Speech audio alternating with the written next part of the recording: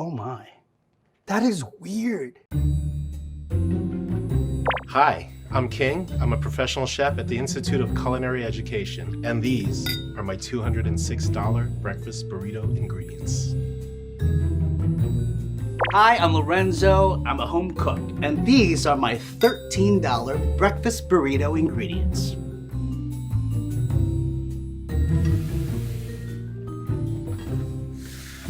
Very well.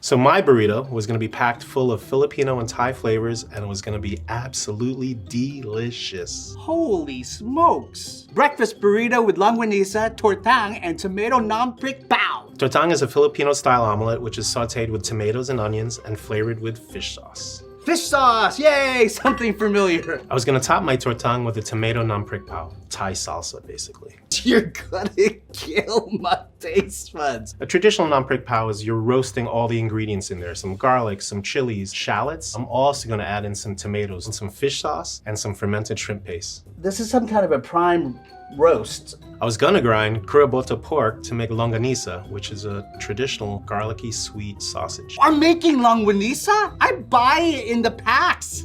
I had some day-old rice, which I was gonna turn into some garlic fried rice, also adding in some maitake mushrooms and banana blossoms. That's what you are. All the components were gonna be wrapped in a homemade tortilla made with all-purpose flour and lard, a nice, soft, pillowy blanket that we could wrap our breakfast in. With Lorenzo's burrito, I have all the ingredients you can find in your pantry or your local bodega. These might be on the simpler side, but we're gonna make the best out of everything. I'm gonna take every single item here and use it to the best of my abilities. If I had to guess the cost of these ingredients, I would say 15. Wow, I was right there, right there. My best guesstimate of how much I think all this costs. $173. $206. That's my phone bill, my Spectrum bill. But let's just eat a breakfast burrito with it. Lorenzo has his work cut out, but I believe in him. So here we've got Chef King's recipe book with no recipe, just ingredients. There's some familiar things, but I'm kind of lost and I need some direction. So I'm gonna call Rose. Hi, Rose. Hey, Lorenzo, how are you? I've got myself into a predicament.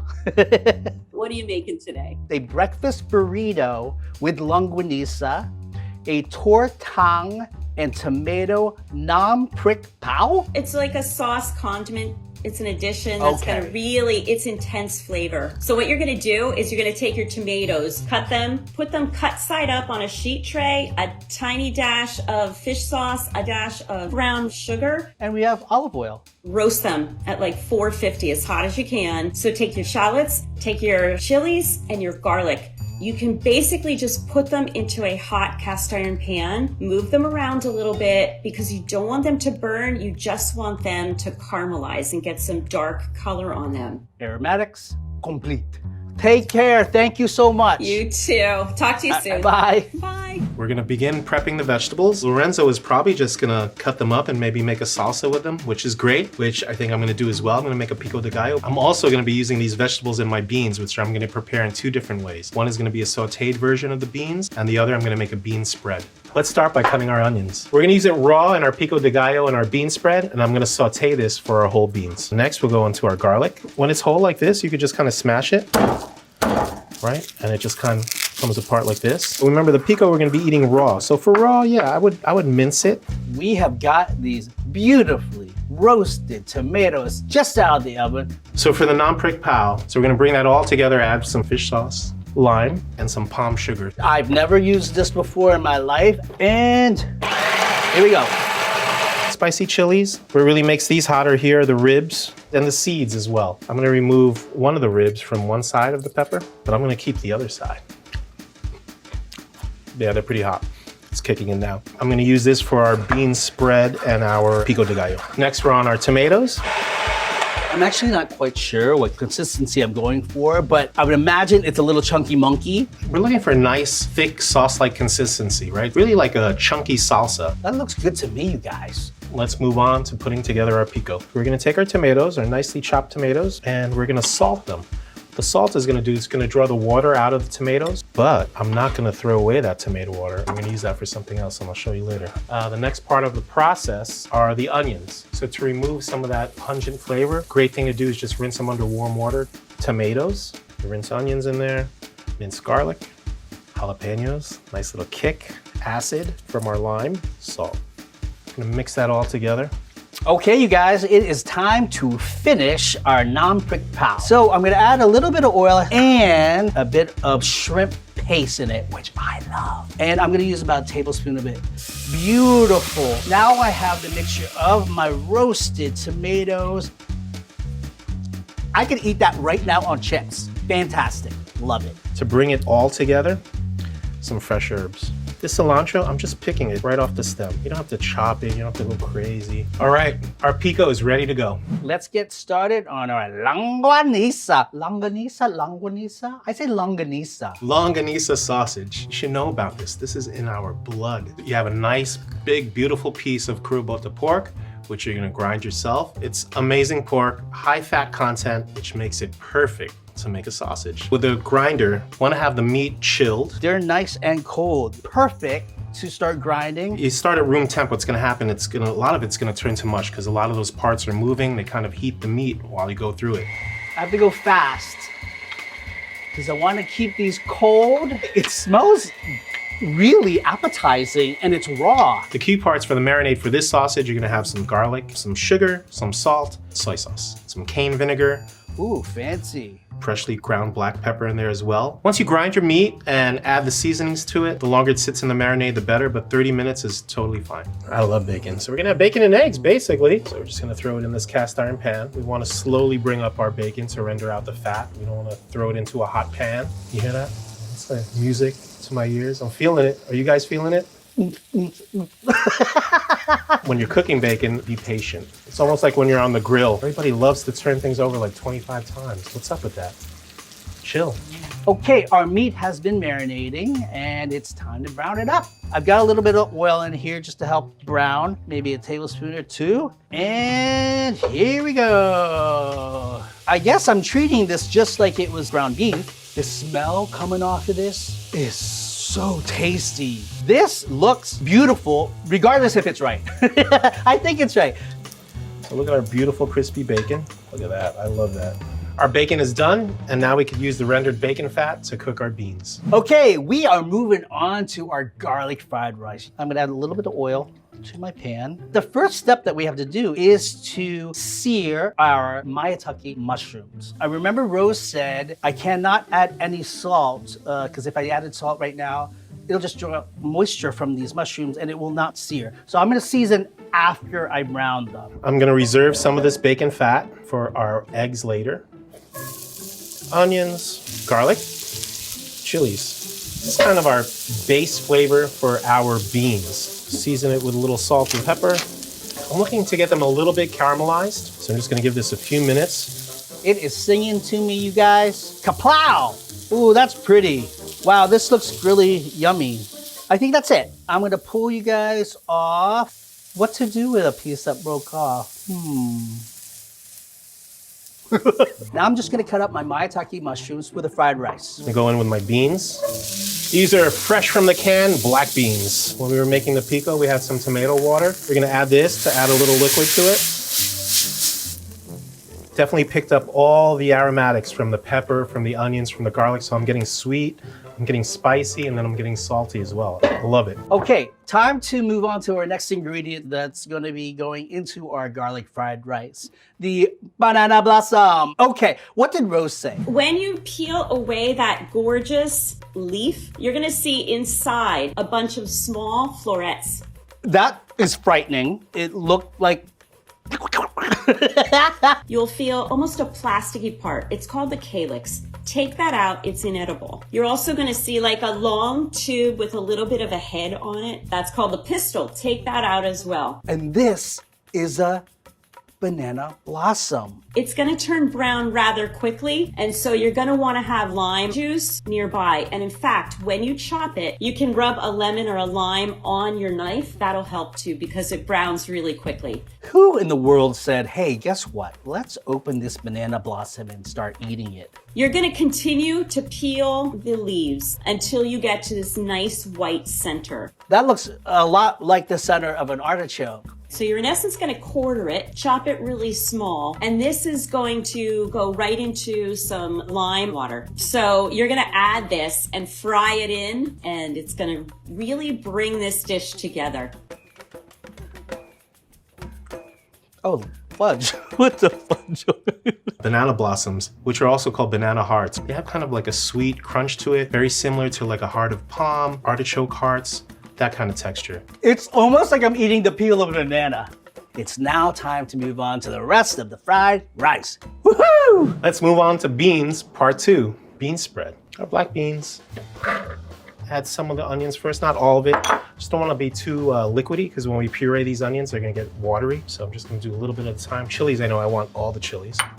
And the garlic, that's roast garlic. So I just put this in the oven set at 420. To me, this is all concentrated and this is so sweet. Definitely could use a little salt.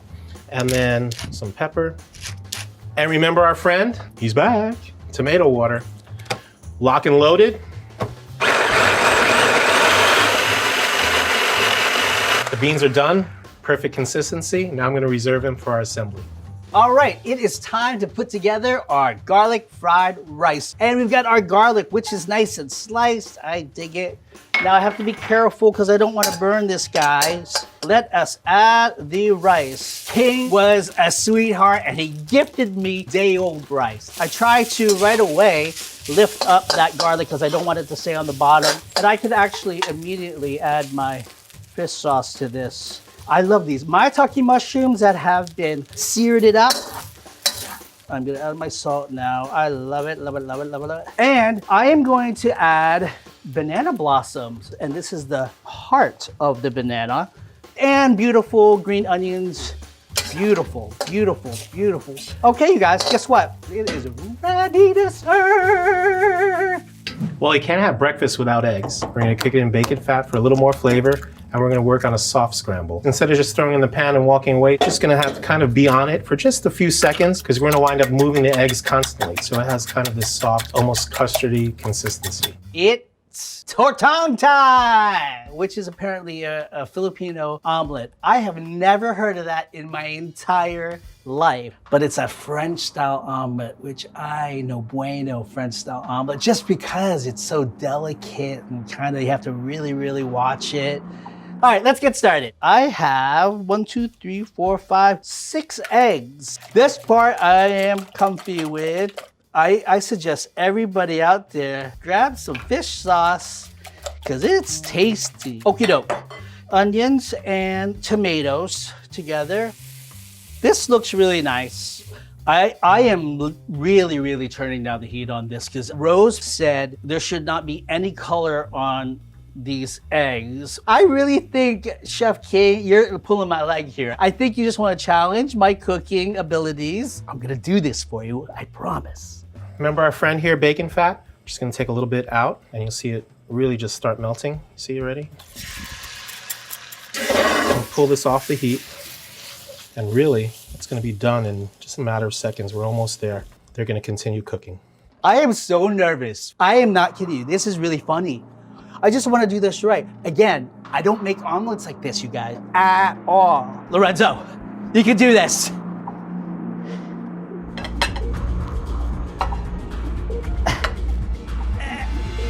Kadoosh! Yes! Yes, yes, yes! Torta. Lorenzo didn't give me any mayo today, so I'm gonna make my own mayo. Immersion blender time. A mayonnaise is an emulsification when you combine two things that usually don't go together. Traditionally, right, you would put some vinegar in there, a little acid to help with that emulsification. I have limes. So we're just adding a little bit of oil at a time. We have our start of our emulsification. What I'm gonna do now is I'm gonna add some of these chilies in there. I'm gonna put some salt, and now I could even go with some herbs. We're good. It's time to make our homemade flour tortillas. The fresh tortillas, very basic. You're gonna start with your dry ingredients, all-purpose flour, baking soda, salt. So once we have our dry ingredients together in the mixing bowl, we're gonna add lard. This adds more flavor to it. It's gonna make your tortilla softer. I'm not too concerned if this doesn't work out because there's a bodega downstairs. Excuse me, sir. I'll take 5 tortillas, please. Once we combine that in our bowl together, just add a little water. We're starting to feel really good. Once you see the dough is kind of set into a nice ball, This is a workout. cover it, let it sit somewhere for at least 30 minutes, portion it into 4 balls, let it rest for another 10 minutes, roll them out, and make your fresh tortillas. A little rough around the edges, but tortilla. Okay, it is time to cook up our tortillas. So I am going to flipperoo. Oh, that's pretty.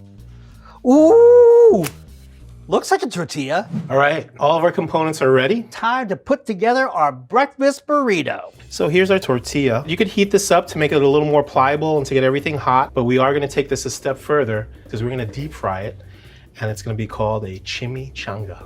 The bean spread goes down first. I'm actually gonna use this hoisin to kind of coat the bottom here. Beautiful garlic fried rice with my banana blossoms, longanisa. Oh my gosh, what's happening? My Our soft scrambled eggs. my omelet. Individually wrapped cheese. I love this stuff. There's definitely a time and place for this cheese. Next, bacon. Bacon, bacon, bacon. Double the beans, double the fun. Our pico. Chilies are key, right? We get that little hit of spice in there. I'm gonna put some of this delicious Thai sauce that we made. Now it's time to fold. We're just gonna fold up from the bottom, and we're gonna fold from the side, right? Left side, right side. Tuck that in, and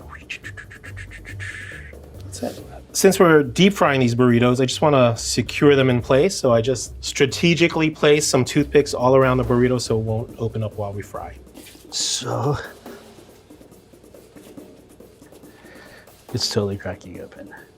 We are now gonna take our burrito and transform this into a chimichanga. We are going to lower the basket in the hot oil. We're gonna deep fry our burrito at 350 degrees Fahrenheit. It's gonna get a nice and golden brown all around, and that bubbles you hear, that's the liquid in there that's kind of cooking out. Ooh, I like it. I like it. Our chimichanga is done. You know what this looks like to me? This looks like a beautiful giant egg roll, like a nice big fat lumpia. It should look just like this. You don't see any grease coming out or anything, just nice and crispy. Put a little bit of oil in here. We're just doing a finishing touch here, searing this.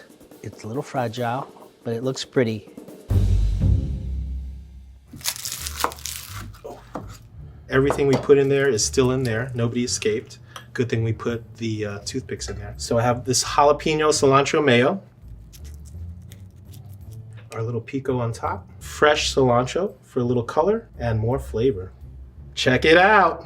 Breakfast burrito turned into a chimichanga with eggs, bacon, cheese, 2 kinds of beans, pico de gallo, mayo with jalapeno and cilantro, and there you go. It's time to plate this bad boy up. Oops. Little fried rice on the side. We're gonna top it off with some chives, a little bit of Thai basil. So here is my take on Chef King's breakfast burrito recipe.